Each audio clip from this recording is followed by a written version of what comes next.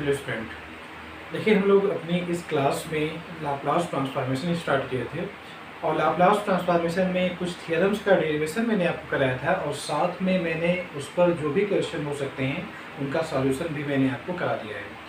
उसी टॉपिक को हम लोग आगे कंटिन्यू कर रहे हैं और आज की क्लास में मैं आगे की कुछ थियरम का डेरिवेशन आपको बताऊँगा और साथ में मैं ये भी बताऊँगा कि उसका यूज करके क्वेश्चन को सॉल्व कैसे करना रहेगा।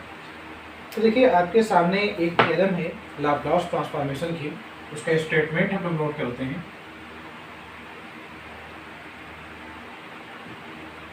थ्योरम ये है, if Laplace of F of T is equal to F of T. एक फंक्शन है एफ ऑफ टी, उसका लाप्लास ट्रांसफॉर्मेशन है F of T, then Laplace of t into f of t। इसका अगर लाप्लास ट्रांसफॉर्मेशन निकालना होगा तो इसका आंसर क्या होगा, माइनस एफ डैश पी। ये थ्योरम का स्टेटमेंट है। स्टेटमेंट क्या है कि अगर एक unknown function capital F of T है, उसका Laplace transformation small F of T है, उस फंक्शन को अगर टी से मल्टीप्लाई करें और इस पूरे का लाप्लास निकालना हो तो जो यहाँ पे लाप्लास फंक्शन आया है आप इसका डिफ्रेंशिएशन करके, डैश का मतलब डिफ्रेंशिएशन करना है और साथ में माइनस साइन आपको लगा देना है। तो ये थ्योरम है। पहले हम लोग क्या करेंगे, इस थ्योरम का डेरिवेशन करके मैं आपको बताऊँगा। तो आइए इसका प्रूफ हम लोग देखें। प्रूफ देखिए, इस थ्योरम में इतनी इंफॉर्मेशन गिवन है, आपको इसका यूज करना है और इसका यूज करके आपको ये प्रूफ करके लाना है। तो पहले लोग इसको नोट कर लेते हैं। Since Laplace of F of T is equal to F of T. F of T का लाप्लास एफ ऑफ टी है। अब आप इसकी डेफिनेशन यूज करिए। सबसे पहले हम लोग इसको नोट करेंगे, F of T is equal to, देखिए इसके डेफिनेशन होते क्या है, किसी भी फंक्शन का अगर लाप्लास निकालना है तो आप उस फंक्शन को लिखिए और e की power minus P into T से इसको मल्टीप्लाई करिए, फिर t के रिस्पेक्ट में 0 से इनफाइनाइट तक आप इसको इंटीग्रेट करिए। तो ये तो इसकी डेफिनेशन हो गई। लाप्लास ट्रांसफॉर्मेशन की जो डेफिनेशन है उसका हम लोगों ने यहाँ पर यूज कर लिया। तो देखिए Laplace of F of T, small F of P given था, इसको हम लोगों ने पहले लिख दिया और इसकी वैल्यू ये होती है बाय डेफिनेशन, उसको हम लोगों ने आगे लिखा है। आपको एफ डैश चाहिए, एफ डैश पी चाहिए। हम लोग क्या करेंगे, इस पूरे का डिफ्रेंशिएशन करेंगे पी के रिस्पेक्ट में। तो हम लोग ये लिखेंगे, differentiating both sides with respect to p। आप दोनों तरफ p के रिस्पेक्ट में डिफ्रेंशिएशन करिएगा। देखिए जब यहाँ डिफ्रेंशिएशन होगा तो ये हो जाएगा F dash p is equal to, यहाँ पे हम लोग पहले ऐसे लिखेंगे d upon D P integral 0 to infinite e की power minus P into T और F of T D T. पहले तो हम लोग इसको ऐसे लिखेंगे। देखिए इंटीग्रल आपका t के रेस्पेक्ट में है और डिफ्रेंशिएशन p के रेस्पेक्ट में है, तो आप इसको इंटीग्रल साइन के अंदर शिफ्ट कर सकते हैं। इसको लेविनीज रूल बोला जाता है। हम लोग जब इसको अंदर शिफ्ट करेंगे, अंदर p और t दोनों का फंक्शन है, डिफ्रेंशिएशन ओनली p के रेस्पेक्ट में करना है, तो अब ये कन्वर्ट हो जाएगा पार्शियल डिफ्रेंशिएशन में, यानी डेल अपॉन डेल p। जब एक से ज़्यादा वेरिएबल हो जाता है तो वहाँ डिफ्रेंशिएशन कर दें तो पार्शियल डिफ्रेंशिएशन का कॉन्सेप्ट वहाँ पे अप्लाई हो जाता है। तो डेल अपॉन डेल पी लिखेंगे, e की power minus P into T F of T और आगे लिखेंगे डी टी। यानी आपको इस पूरे का डिफ्रेंशिएशन करना है पार्शियल इसके रिस्पेक्ट में, p के रिस्पेक्ट में। अच्छा, जब आप p के रिस्पेक्ट में डिफ्रेंशिएट करेंगे तो t आपका कांस्टेंट होगा। वैसे आप ये जानते हैं कि e की पावर माइनस ए एक्स, अगर आप इसका डिफ्रेंशिएशन करते हैं तो कांस्टेंट पहले हो जाएगा और e की पावर माइनस ए एक्स आ जाता है। तो इसी कॉन्सेप्ट का यूज करके हम लोग इसका डिफ्रेंशिएशन करेंगे। एफ ऑफ टी आपका कांस्टेंट होगा क्योंकि आप पी के रिस्पेक्ट में डिफ्रेंशिएट कर रहे हैं। तो इसका जो आंसर आएगा 0 टू इनफाइनाइट, यहाँ से मिलेगा माइनस टी ई की power minus P into T F of T और डी टी। ये डिफ्रेंशिएशन कैसे किया गया है? इस फार्मूले के अकॉर्डिंग ये डिफ्रेंशिएशन किया गया है। एफ ऑफ टी ये टी का फंक्शन है तो ये कांस्टेंट होगा और ओनली पी का फंक्शन ये है, तो यहाँ पे माइनस टी आपका कांस्टेंट होगा, वो पहले हो गया, और ई की पावर माइनस पी टी आगे आपका लिखा गया। डिफ्रेंशिएशन करने के बाद यहाँ से जो माइनस साइन है आप उसको बाहर लेकर आइए और 0 टू इनफाइनाइट ये लिखिएगा। इसमें एक चेंजिंग ये करिएगा कि e की power minus P into T को पहले लिखिएगा और टी एफ ऑफ टी को बाद में लिखिएगा। टी एफ ऑफ टी को आप बाद में लिखिएगा और डी टी ऐसे इसको लिखेंगे। अब देखिए आगे हम लोग क्या करने वाले हैं।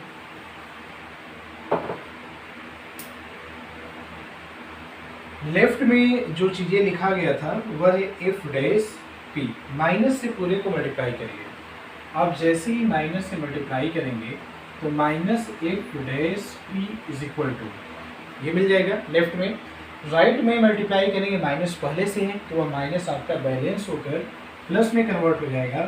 0 टू इनफाइनाइट ई की power minus P into T T F of T D T ये बन जाएगा।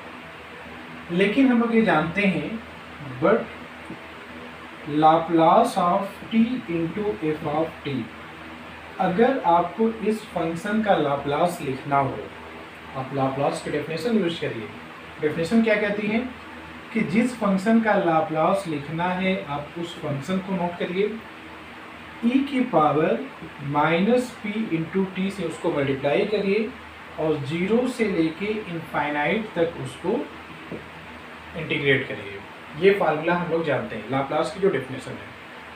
अब जरा आप इसको और इसको मिलाइए, देखिए दोनों का राइट साइड सेम है।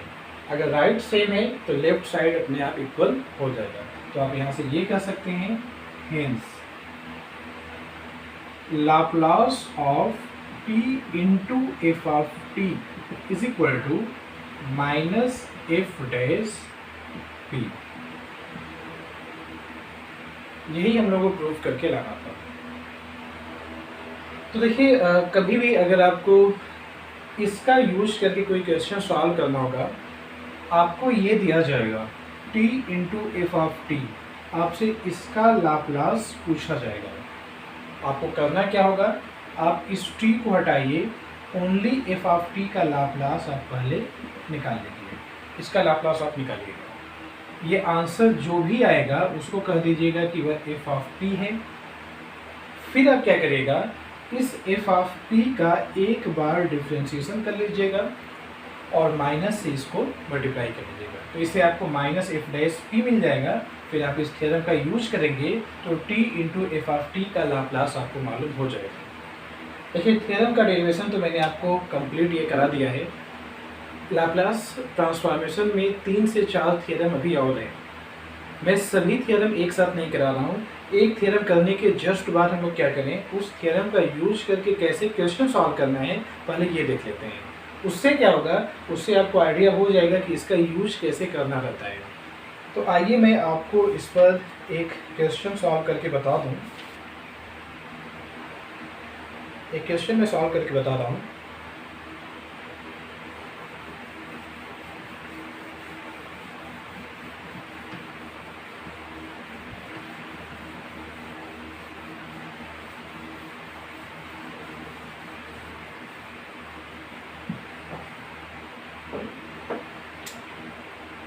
क्वेश्चन आपका ये है,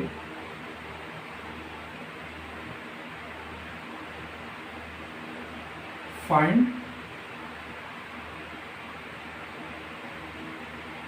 लाप्लास ट्रांसफॉर्म ऑफ। आपसे लाप्लास ट्रांसफॉर्म पूछा गया है। पहले क्वेश्चन में है t into cos 80 second question में t into cos hyperbolic 3t, दो फंक्शन आपके सामने ऐसे दिए गए। इसमें से एक मैं पहले आपको सॉल्व करके बताता हूँ। सॉल्यूशन, पहले वाले का सॉल्यूशन मैं बताता हूँ। देखिए, सॉल्व करने का तरीका ये होगा कि t को छोड़कर उसके बाद जो भी फंक्शन होगा उसको capital f of t suppose करिएगा। हम क्या लिखेंगे, let capital f of t is equal to cos at। अब अगला स्टेप क्या होता है, आप इसका लाप्लास ट्रांसफॉर्मेशन निकालेंगे f ऑफ t का। f ऑफ t क्या है, कॉस at। तो कॉस at का लाप्लास ट्रांसफॉर्मेशन होता है p upon P square plus A square. देखिए, f ऑफ t का जो लाप्लास ट्रांसफॉर्मेशन आता है उसको हमेशा f ऑफ t से डिनोट करते हैं। तो आप इसको तुरंत f ऑफ t कर दीजिएगा। फिर अगला स्टेप आपका ये होगा, आप f डैश t निकालेंगे, आप इसका डिफ्रेंशिएशन करेंगे। f ऑफ t क्या है, p upon P square plus A square. अब अगर हम लोग इसका डिफ्रेंशिएशन करेंगे तो पहले डिनोमिनेटर को नोट करेंगे, यानी P square plus A square. Numerator का p के रिस्पेक्ट में डिफ्रेंशिएशन 1, फिर माइनस न्यूमरेटर लिखेंगे और डिनोमिनेटर का p के रिस्पेक्ट में डिफ्रेंशिएशन 2p और डिनोमिनेटर का होल स्क्वायर ये लिखेंगे। अच्छा, f डैश p अगर हम लोग निकालें, देखिए समझिए इसको, यहाँ पे है a स्क्वायर, इसको लिखिएगा पी स्क्वायर और यहाँ से माइनस 2p स्क्वायर। तो सॉल्व करेंगे तो minus P square upon P square plus A square का होल स्क्वायर। अब अगले स्टेप में क्या करेगा, आप ये लिखेगा but Laplace of t into F of t। t into F of t का लाप्लास क्या होता है, माइनस एफ डैश p। अभी मैंने आपको एकदम प्रूफ करके बताया है कि t into F of t का जो लाप्लास ट्रांसफॉर्म आता है वह माइनस एफ डैश p होता है। तो देखिए, एफ डैश p ये तो हम लोग निकाल चुके हैं, बस माइनस साइन के साथ आपको लिखना रहेगा। तो minus A square minus P square upon P square plus A square का होल स्क्वायर, ये हो गया। फिर आप क्या करिएगा, एफ ऑफ टी की वैल्यू रखिए कॉस ए टी। तो जैसे ही एफ ऑफ टी की वैल्यू हम लिखेंगे तो लाप्लास ऑफ टी और cos A T is equal to, देखिए माइनस को आप अंदर मल्टीप्लाई कर लीजिए तो ये हो जाएगा P square minus A square upon P square plus A square का होल स्क्वायर, ये आपका आंसर होगा। अब जैसे मैंने ये सवाल बताया है वैसे आप कॉस हाइपरबोलिक 3t का कर लीजिएगा। फर्क क्या होता है, जब कॉस हाइपरबोलिक होगा तो नीचे यहाँ पे माइनस साइन हो जाएगा, कॉस हाइपरबोलिक 3t होगा तो p upon P square minus 3 का स्क्वायर होगा और फिर बाकी पूरा फॉर्मेट तो यही रहेगा। इसीलिए मैं ये सवाल सॉल्व नहीं कर रहा हूँ सेकेंड वाला, ये आप अपने से सॉल्व कर लीजिएगा। मिलते हैं हम लोग अगली वीडियो में, जहाँ पर अब मैं इसके आगे की जो थ्योरम है उनका डेरिवेशन कराऊंगा और उस पर जो भी सवाल हो सकते हैं जो मुझे लगता है कि एग्ज़ाम के अकॉर्डिंग जो इम्पोर्टेंट है उन्हीं का डेरिवेशन और उस पर बेस्ड क्वेश्चन को मैं आगे आपको कराऊंगा। तो अपना टाइम देने के लिए थैंक यू, फिर मिलते हैं।